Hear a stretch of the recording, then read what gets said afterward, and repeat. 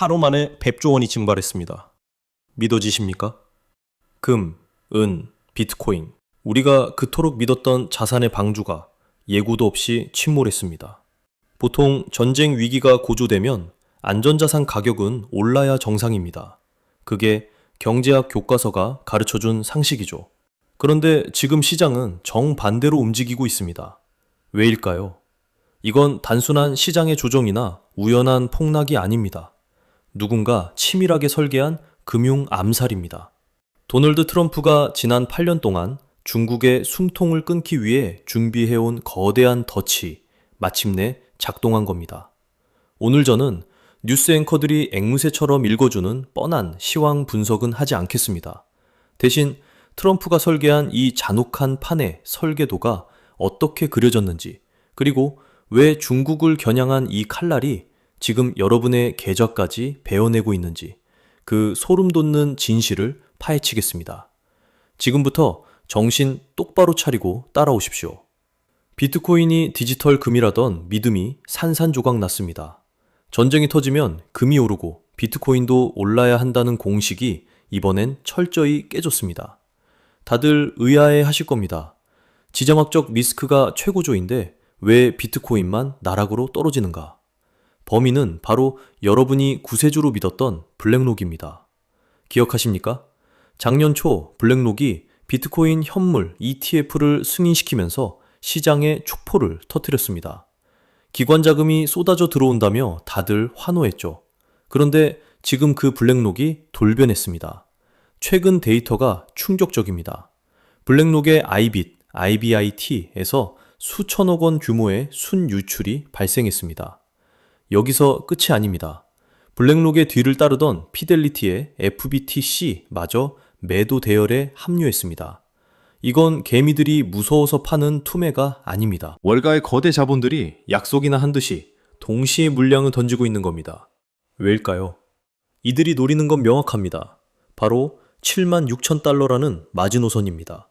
이 가격대는 마이크로 스트래티지의 평단가이자 비트코인 신봉자들의 심리적 저지선이었습니다.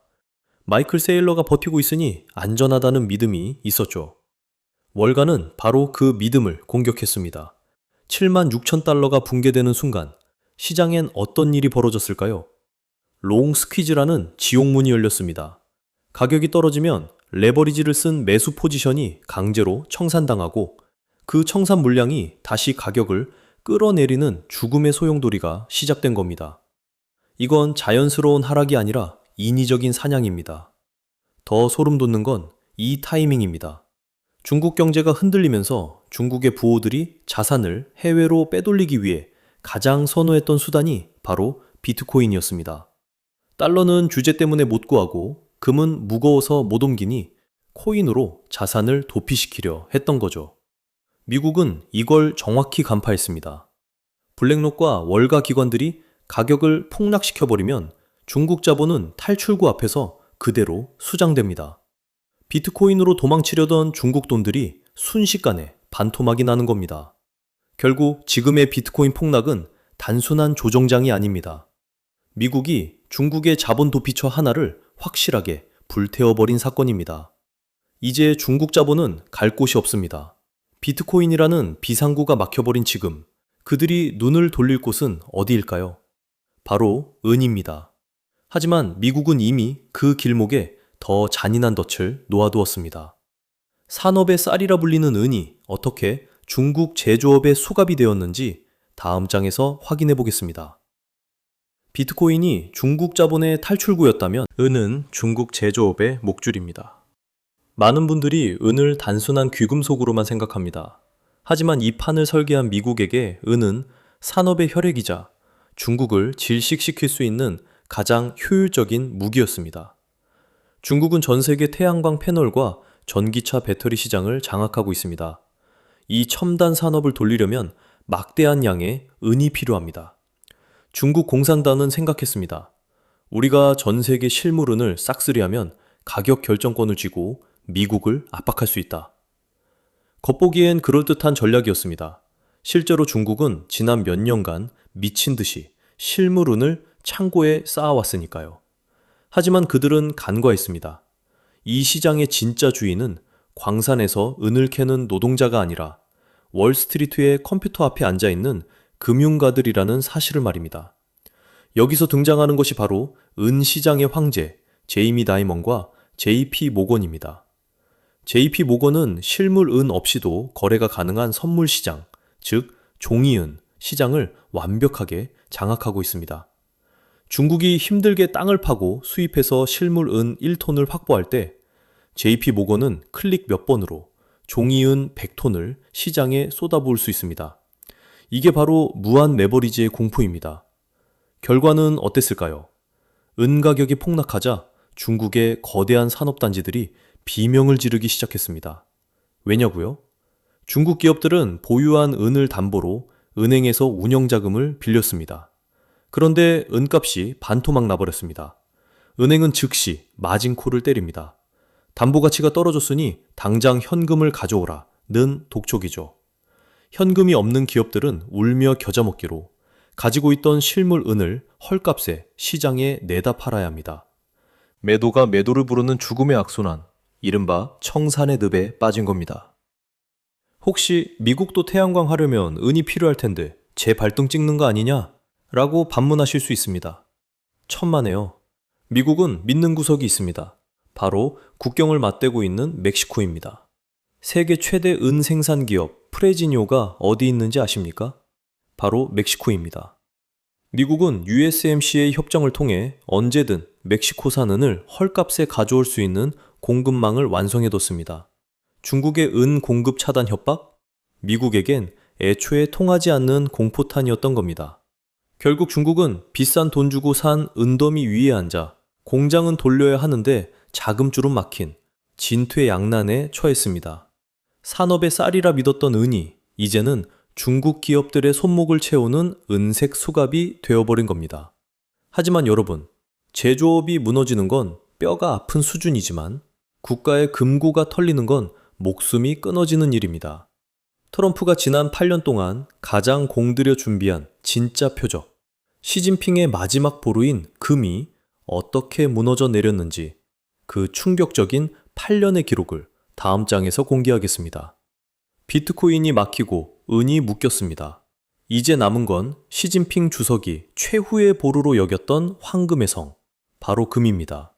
2026년 1월 30일, 금값은 하루 만에 14.5% 폭락했습니다. 온수당 800달러가 허공으로 사라졌습니다.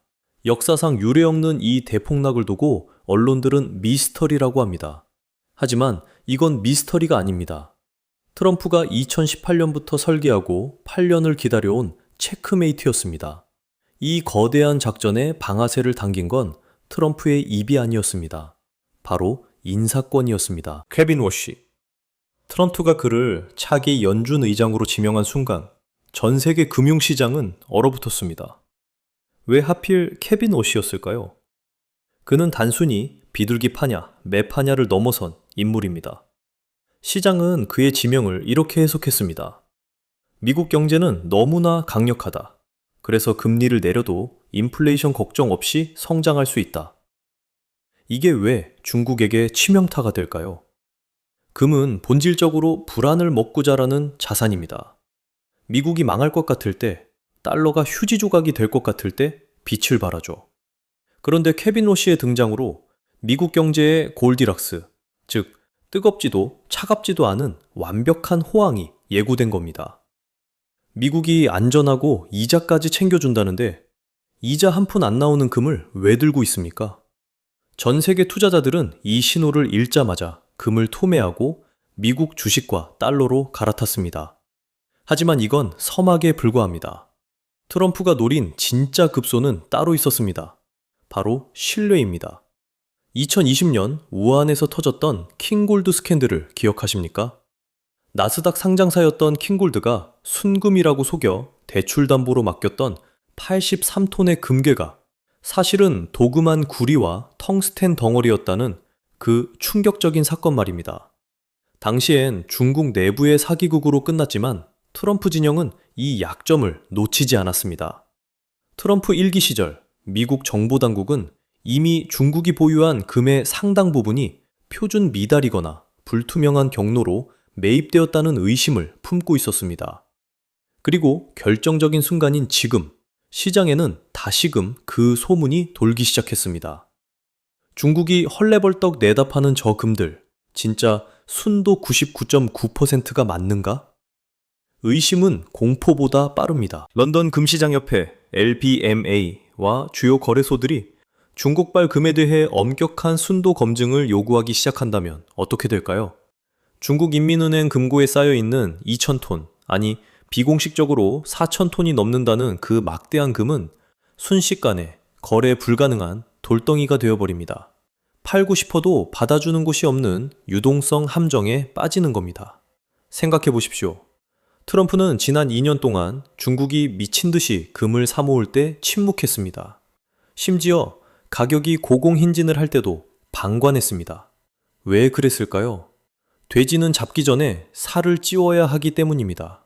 중국이 외환 보유고를 털어 비싼 값의 금을 가득 채우게 만든 뒤 단 한 번의 인사 발령과 신뢰 공격으로 그 가치를 폭락시켜버린 겁니다. 자산 가치는 반토막 났고 팔 수도 없습니다. 이것이 바로 트럼프가 8년을 공들여 완성한 금융 포위망의 실체입니다. 자, 이제 중국의 3대 자산이 모두 무너졌습니다. 비트코인은 막혔고, 은은 물렸고, 금은 갇혔습니다. 그럼 이 시장에서 빠져나온 그 천문학적인 돈들은 도대체 어디로 흘러가고 있을까요? 그 돈을 빨아들이는 거대한 진공청소기가 작동하기 시작했습니다. 다음 장에서 그 흐름을 추적해 보겠습니다. 비트코인에서 빠진 돈, 은에서 털린 돈, 금에서 도망친 돈, 이 천문학적인 자금은 어디로 갔을까요? 공중으로 증발했을까요? 아닙니다. 돈은 사라지지 않습니다. 단지 주인을 바꾸고 장소를 옮길 뿐입니다. 트럼프가 설계한 이 거대한 미로의 출구는 단 하나, 바로 미국 달러와 국채, US 트레저리입니다. 많은 분들이 의아해 하실 겁니다. 미국은 빚더미 국가인데 왜 돈이 거기로 몰리지? 바로 여기에 이번 금융전쟁에 가장 소름 돋는 반전이 숨어 있습니다. 미국은 전 세계의 불안을 먹고 사는 나라입니다. 중국이 무너지고 전쟁이 터지고 코인이 폭락할수록 투자자들은 본능적으로 가장 강력한 깡패의 품으로 뛰어듭니다. 그게 바로 달러입니다. 하지만 이번엔 과거와 다릅니다. 미국은 달러를 흡수하는 새로운 진공청소기를 발명했습니다. 바로 스테이블 코인입니다. 여러분이 비트코인을 팔면 뭘 받습니까? 현금보다는 테더, USDT나 서클, USDC를 받습니다. 그런데 이 테더와 서클사는 고객이 맡긴 돈을 금고에 그냥 쌓아둘까요? 아닙니다. 그들은 그 돈으로 미국 단기 국채를 삽니다. 이게 무슨 뜻인지 아시겠습니까? 코인 시장이 폭락해서 사람들이 공포에 질려 스테이블 코인으로 도피할수록 역설적으로 미국 국채를 사주는 대기 수요가 폭발적으로 늘어나는 겁니다. 테더사 하나가 보유한 미국 국채량이 이미 독일이나 호주 같은 국가의 보유량을 넘어서고 있습니다. 이것은 자동화된 국채 매입 시스템입니다. 연준이 돈을 찍어 국채를 사줄 필요도 없습니다. 코인 투자자들이 공포에 질려 도망칠 때마다 알아서 미국 빚을 사주는 구조가 완성된 겁니다. 중국은 오랫동안 우리가 보유한 미국 국채를 다 팔아버리면 미국 경제는 망한다고 협박해왔습니다. 이른바 국채 투매 시나리오죠. 하지만 트럼프는 비웃고 있습니다. 팔아라, 제발 팔아라. 왜냐고요? 중국이 국채를 시장에 던져도 스테이블 코인 발행사들과 미국의 동맹국들이 그 물량을 스펀장치처럼 빨아들이고 있기 때문입니다. 중국의 가장 강력한 금융 핵무기가 불발탄이 되어버린 순간입니다. 결국 이 판은 이렇게 정리됩니다. 미국은 중국의 자산을 폭락시켜 공포를 조장하고 그 공포에 질린 자금들이 살기 위해 다시 미국 국채를 사게 만듭니다. 적의 돈으로 내 빚을 갚고 적의 공포로 내 금고를 채우는 것. 이것이 바로 기축통화국이 보여줄 수 있는 금융 패권의 정점입니다. 이제 중국은 완전히 포위되었습니다. 자산은 묶였고 반격할 카드는 사라졌습니다. 거인들의 싸움은 끝이 보입니다. 그렇다면 이 잔혹한 전쟁터 한복판에 서 있는 우리 개미들은 당장 무엇을 해야 할까요? 다음 장에서 여러분의 계좌를 지키기 위한 구체적인 행동 강령을 제시하겠습니다. 코끼리 2마리가 싸우면 밟혀 죽는 건 풀밭의 개미들입니다. 지금 여러분의 계좌가 녹아내리는 건 여러분의 실력이 부족해서가 아닙니다. 판 자체가 기울어졌기 때문입니다. 이 거대한 금융 전쟁터에서 우리 같은 개인 투자자가 살아남기 위해선 딱 2가지를 기억해야 합니다. 첫째, 떨어지는 칼날을 맨손으로 잡지 마십시오. 많은 분들이 지금을 저점 매수의 기회라고 착각합니다. 이만큼 떨어졌으니 기술적 반등이 오겠지라는 안일한 생각은 버리셔야 합니다. 이것은 일반적인 경기 순환 사이클이 아닙니다. 상대방을 죽이기 위해 작정하고 누르는 인위적인 하락장입니다. 바닥 밑에 지하실이 있고 그 지하실 밑에 마그마가 끓고 있습니다. 지지선과 저항선 같은 차트 분석은 지금 아무런 의미가 없습니다. 전쟁 중에 차트를 들이미는 것만큼 어리석은 짓은 없으니까요. 둘째, 현금이 왕입니다. 정확히 말하면 달러가 왕입니다.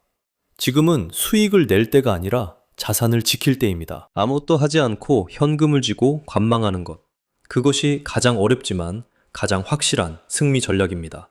불안해서 잠이 안 온다면 모든 위험자산 포지션을 정리하고 시장이 진정될 때까지 한 발 물러서 계십시오. 기회는 반드시 다시 옵니다. 트럼프와 시진핑의 승부가 결정나고 흙먼지가 가라앉은 뒤에 들어가도 늦지 않습니다. 명심하십시오. 살아남는 자가 강한 자입니다.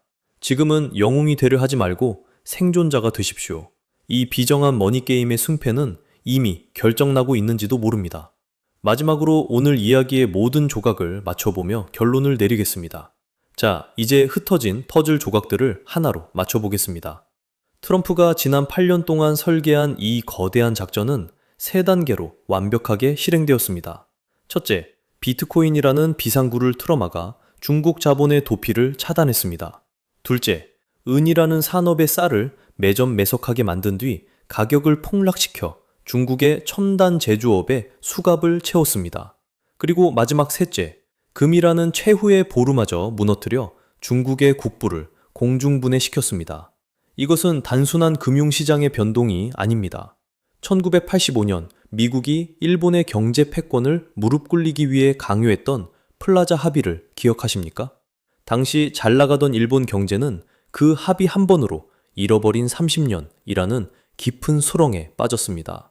지금 우리가 목격하고 있는 것은 2026년판 플라자 합의, 아니 총성 없는 플라자 학살입니다. 차이점이 있다면 일본은 합의문에 서명을 했지만 중국은 서명할 기회조차 없이 강제로 당했다는 점뿐입니다. 역사는 반복됩니다. 다만 그 형태만 바뀔 뿐입니다. 과거에는 항공모함과 미사일로 전쟁을 했다면 지금은 금리와 환율 그리고 알고리즘으로 전쟁을 합니다. 트럼프는 중국을 향해 미사일 한 발 쏘지 않고도 그들의 가장 소중한 자산들을 휴지 조각으로 만들었습니다. 여러분, 세상이 바뀌었습니다. 이제 경제 뉴스는 투자를 위한 참고 자료가 아닙니다. 내 재산을 지키기 위한 생존 지침서입니다. 거인들의 싸움은 이제 막 클라이맥스를 지났을 뿐 아직 끝나지 않았습니다. 이 거대한 파도 속에서 휩쓸려 갈 것인가, 아니면 파도를 타고 살아남을 것인가, 선택은 여러분의 몫입니다. 오늘 제가 전해드린 이 보이지 않는 전쟁의 실체가 도움이 되셨다면, 그리고 앞으로 펼쳐질 이 라운드의 전개 과정이 궁금하시다면 구독과 좋아요를 눌러주십시오. 저는 남들이 보지 못하는 이면의 진실을 들고 다시 찾아오겠습니다. 뉴스24시였습니다. 감사합니다.